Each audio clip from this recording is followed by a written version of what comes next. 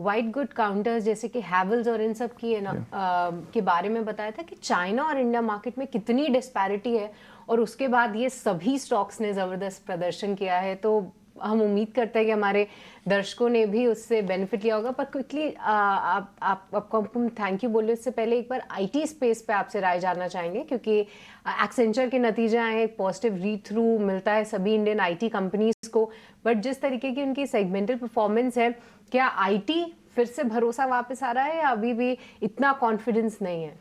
देखिए आईटी के अंदर क्या हो रहा है, अगर आप देखिए एक्सेंचर ने गाइडेंस काटी है स्टॉक ऊपर है। इसका प्रमुख कारण है कि गाइडेंस के अलावा उन्होंने ये भी बोला कि हमारी एआई की ऑर्डर बुक बढ़ रही है।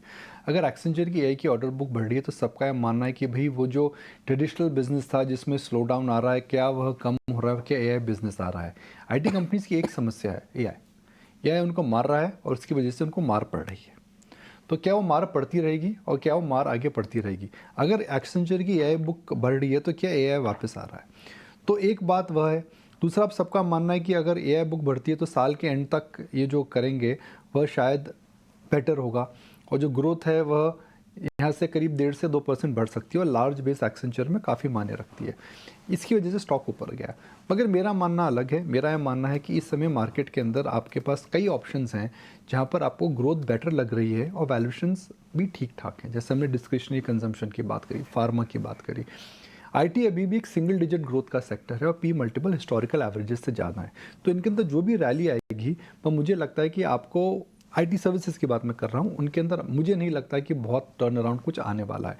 I think it is better to wait for the turn in IT rather than preempting the turn, because IT companies हमें 3 साल से बोल रही हैं जी हमारे साथ कोई समस्या नहीं है, मगर डेटा और कुछ बताता है।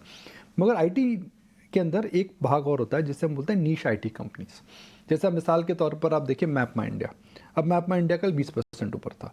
क्यों ऊपर था जी? अच्छे खासे अपग्रेड्स आए हैं और मैप माई इंडिया आईटी है मगर एक आईटी प्रोडक्ट के अंदर है।